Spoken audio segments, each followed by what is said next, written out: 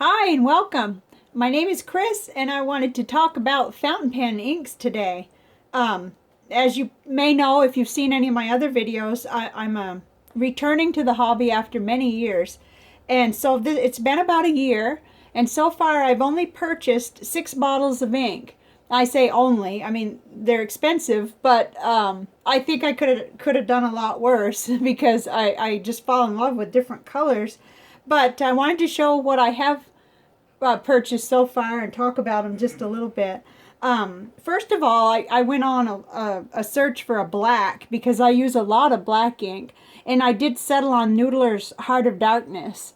I really love this ink. It's nice and dark and crisp, and I use it all the time for note taking and all different types of notebooks. Cheap paper. I do have a few good paper, you know, like Rhodia. I've got a dot pad and I've got a Clairefontaine notebook, but I'll tell you that writes just as well in my dollar store notebooks for taking notes on books that I'm reading. So I really love it. And I wasn't happy with the way it has the eyedropper on top. So I did put that, whoops, the bottle's not here. I put it in a little glass bottle that I had purchased already for some paint from Hobby Lobby. So I just fill from a different bottle. That's all, but it didn't bother me, and it's a really good value. And then the next one is the blue, the navy blue color. Diamine Oxford Blue is the one I settled on after lots and lots of samples that I tried. I just really fell in love with this ink. I felt like I could look at it all day and not get a headache. I mean, it just, it's dark enough, it's nice, you could still tell that it's blue, it's not so dark that it looks black or anything. And I have that right now in my Lamy Vista, and I really love that. It's real smooth, it writes good, and I like it. I can't remember if I said, but I have the Heart of Darkness in a couple of pens right now. One is my little Pilot Petite one, which is always with me for note taking, and then I also have it in a Pilot Kakuno. I'm not as crazy about the Kakuno though. It just isn't quite as good as the Petite one. So anyway, for my writing style. So then moving on to brown, I really fell in love with this Monteverde Canyon Rust. I love it because a lot of the browns look too dark, but this one you can still you get the feel of the brown, or but it's also, it really does, the name is right, it really does kind of look like rust. And every once in a while it'll trick me a little in certain light, and I might think of it as a maroon. In fact, there's a Diamine Syrah that I get confused about which one it is because I still have a sample of the Syrah. But I really love this, and right now I have that in my Pilot Metropolitan with a medium nib, and I love it for journaling, note-taking, everything. So, and then I've messed up this bottle. This is my maroon ink right now at this point, but I've used it so much I ended up having a spill the other day. This is the Noodler's Black Swan and Australian Roses, and I just love this shade. It shades well. It's really, really pretty for anything. In fact, I love it so much I keep trying it in different pens, and one of these days I'm going to figure out what nib and pen it looks best with. But that's part of the fun. I was thinking about that when I was preparing for this video. It's not a frustration really, it's actually something that I can savor, trying it in different pens, seeing how it looks. And right now I have it in a Pilot Metropolitan, a purple pen with a medium nib. But I'm thinking about, a better pen, just kind of maybe a broad or a thicker medium nib to really showcase that color, because I really love it. And it looks great in any kind of paper I use it in, really. My little notebooks, my gratitude journal, my dollar notebooks, everything. So the next one that I purchased a bottle, I'm crazy about this ink. This is the Noodler's Navajo Turquoise. And I had gotten 2 samples of it.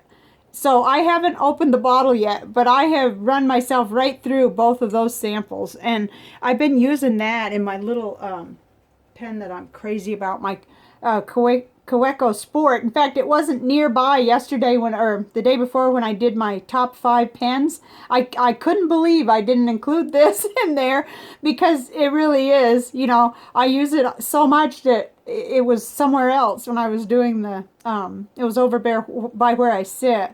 When I first got this pen, I had nothing but trouble, and I thought, oh no, it had ink flow problems. It would work for 5 minutes and then it would quit.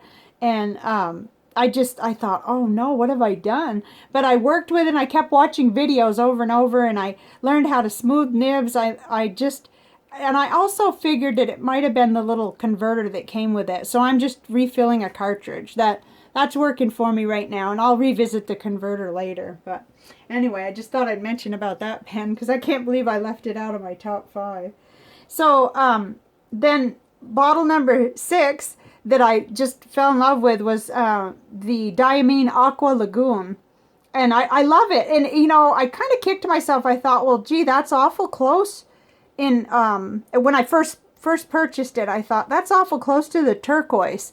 But it really isn't. And it really has different properties. It shades so well. It makes the most interesting shading in my journals and stuff. Where I love the Navajo Turquoise, but it doesn't do the same neat things. You can even see it on here, how it shades. You know, and I just use a paintbrush when I do my little samples, because I'm really, I hate to say this, but I'm really, I don't want to stick a Q-tip in those samples because it seems like it sucks up all the ink, and I get really frustrated about that because I want to have several fills, 2 or 3 fills at least in my pens out of a 2 milliliter sample, and so that I can really work with it. And no, I don't want to purchase any bottles where I'm not going to use the ink. So I guess I'm just a little bit cheap in that regard. But I love this. It's gorgeous, and it is different from the other one, but it is the closest I've gotten to being in that same shade or family shade. So those are, I mean, you know, to me, sometimes I think, oh, I've shown quite good restraint here in almost a whole year, and I've only gotten 6 bottles, but that's a lot of ink, and I'm still working with my samples too. Purple is one of my favorite colors, but I've got like 8 purple samples, and I've been just petrified to order a bottle of ink because I like so many of them, and I really need to write with them long enough, really devote the time and write with them long enough to tell what I like the best, you know. So I've got them on my little ring here that there's a section here that's all purple and, well, and magenta and different shades. But I'm just really going to enjoy that, you know, going through those 8 samples and kind of studying and comparing them in my notebooks and everything. So that's what I wanted to do today, was just kind of share, you know, the inks that I did purchase. I've been really pleased with all of them. I'm using them. I love them, and I'm not at all sorry. You know, these are shades that I could write with, and I do write with a lot. I write all the time, many different things. In fact, I'm still working on a memoir, and I like to do a lot of my writing by hand before I type, because I think that I need to be in different places when I write, and I don't need to have the computer, you know, all the time when I'm first writing. So one of my biggest challenges, I don't know if any other fountain pen people could relate, one of my biggest challenges is just, you know, enough already on buying samples, but I keep seeing drawings and things that people post on Instagram, and I keep, you know, wanting to purchase more samples. So what I'm trying to do right now is not do that, you know, use and try the ones that I have and make good notes and know which ones I like, and have something that'll be left behind after the little sample bottle is empty, so that I would know in the future if I did want to revisit that color. Like after I've used all of this, I might want to work on a different one. It may not remain the only maroon that I want to have. So trying to think if there's anything else I wanted to say before I cut the video here. Yeah, so that's my main challenge, is just, you know, I really don't want to have things collecting dust. I really, really want to be using all the pens I have. I'll give them away if I don't, you know, if I don't like them or end up, you know, in fact, I have some pens just for that purpose. So I think my very next thing will be purple, and I may do a video on purple because I've got 8 little samples, and I would enjoy that. I think kind of comparing them and seeing how they write. But I do have a little writing sample of these, if I can get it here so that it can be seen. This just can show a little bit. I'm using a tripod today, but I'm going to try to get something better so that when I'm writing I can show samples. But they all really write well. And of course, everything kind of looks nice on this Rhodia dot grid paper. So, that's my video. Thank you for watching. Click like if you liked the video, and I will see you next time.